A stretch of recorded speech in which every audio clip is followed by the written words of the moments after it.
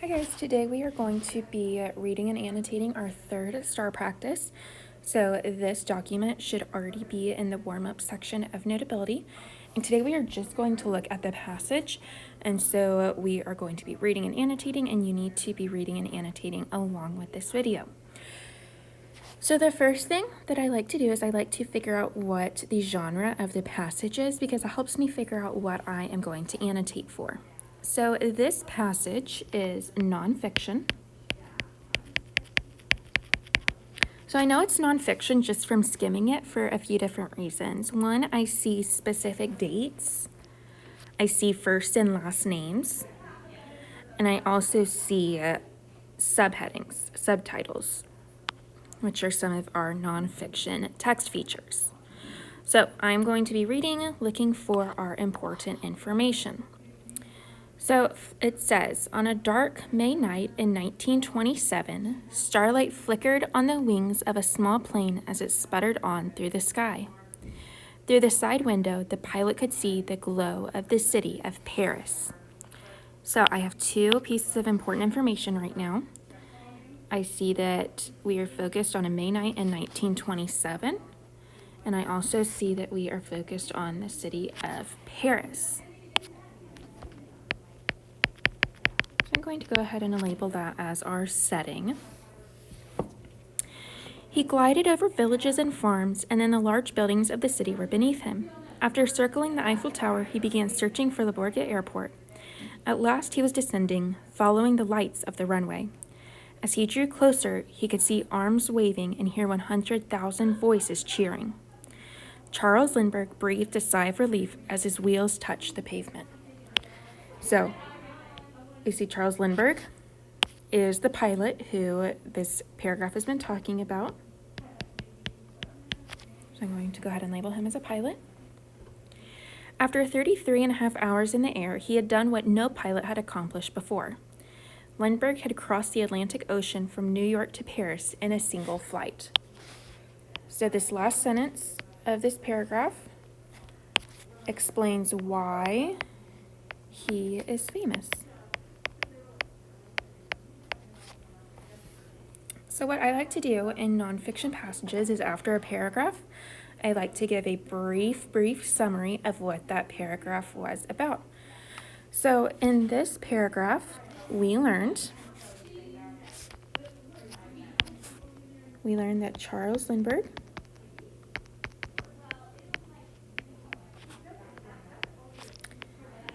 was an accomplished pilot.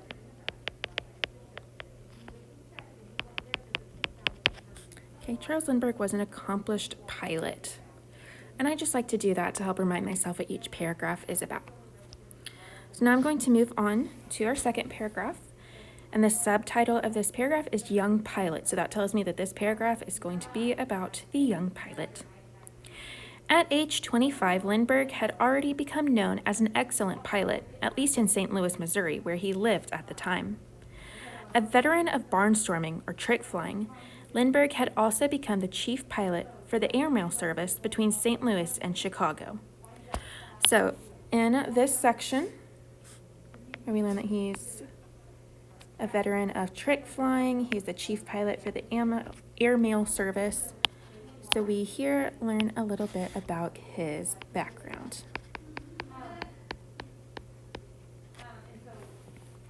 But Lindbergh longed for more. Lindbergh decided to accept a challenge offered by New York hotel owner Raymond Ortigue in 1920. Ortigue had challenged pilots to fly from New York to Paris in one trip. Several pilots had tried to make this flight and failed. Still, Lindbergh and other pilots were preparing to attempt the challenge. Most were planning to fly large, sturdy planes with multiple engines. Lindbergh believed this was the wrong approach. A lighter, smaller plane with only one person on board and a single engine would conserve fuel and have the best chance of completing the trip. So again, just like the first paragraph, I'm going to just write a brief summary of what this paragraph was about. So we learn about Lindbergh's background. So Lindbergh has a background in flying.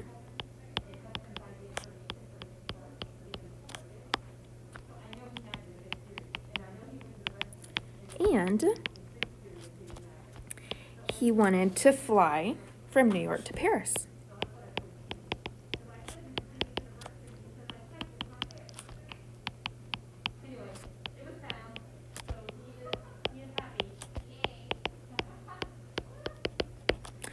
So now I'm going to move on to my next section. And my next section, our subtitle, it says, "A Dream Becomes Real." So I know that this next section is going to talk about that dream becoming real.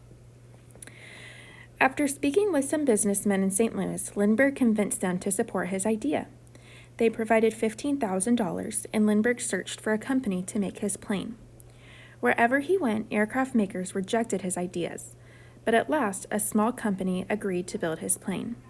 They believed in him and completed the project in only 2 months. So, in this section, we see that a company gave him $15,000 to help support his idea. We also learned that aircraft makers kept rejecting him, and so he had to work really, really hard. But eventually, he found a small company that agreed to build his plane for him. So in this paragraph, we see that Lindbergh worked hard to get his plane built.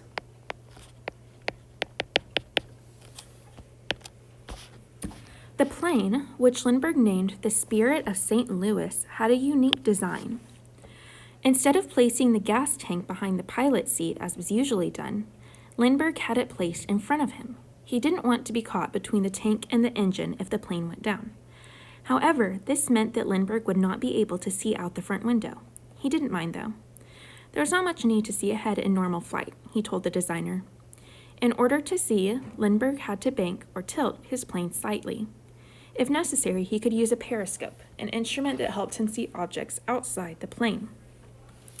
So in this paragraph, he is designing a plane, and he names it the Spirit of St. Louis. This is the name of the plane. And so in this paragraph, we learn about the plane's design.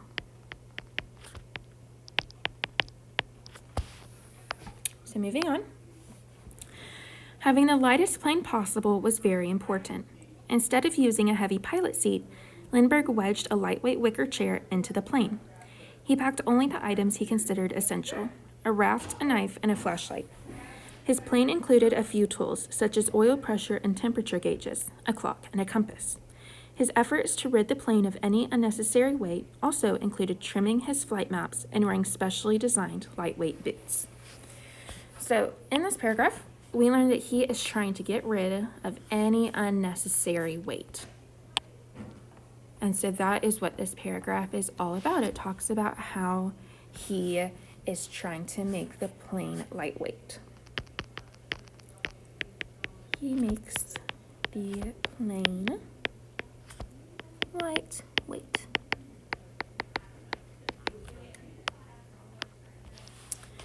Lindbergh made numerous short test flights in his new plane before flying from California to New York in only 20 hours and 21 minutes.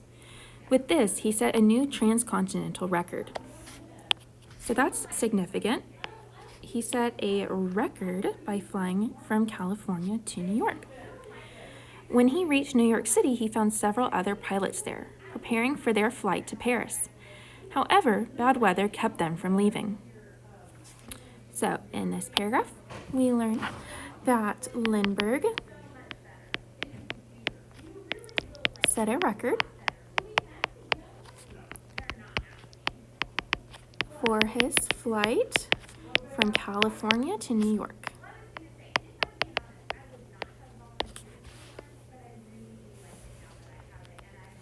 On May 20th, 1927, Lindbergh found a small break in the weather. Just after dawn, he filled extra gas tanks with 450 gallons of fuel, placed them inside the plane, and took off. His plane wobbled on bulging wheels down the muddy runway. "The Spirit of St. Louis feels more like an overloaded truck than an airplane," he wrote. Although the wind was blowing in the wrong direction and the engine felt weak, Lindbergh urged the plane forward. At the last second, it lifted off. It cleared power lines by only 20 feet. So this tells us that on May 20th, 1927, Lindbergh began his flight to Paris.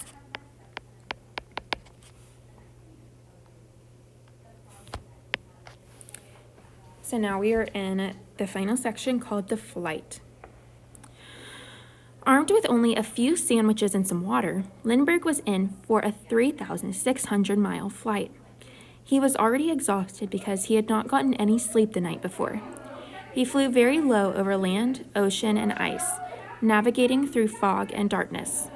His compass and the stars guided him. His body grew stiff, and his legs and feet became cramped. At times, he felt himself drifting off to sleep, so he opened the window and gulped in fresh air to make himself alert. So this paragraph is telling us about the challenges of the flight. Okay. After 27 hours, Lindbergh flew over some fishing boats. "Which way is Ireland?" he shouted, but no one answered. So he continued, gaining energy as he flew over Ireland, England, the English Channel, and France. When Lindbergh finally arrived in Paris, the excited crowd lifted him up and carried him. Later, royal leaders and the President of the United States presented him with awards. Lindbergh's incredible journey had made him an international star and inspired young dreamers everywhere. So, in this paragraph, we learn that Lindbergh accomplished his goal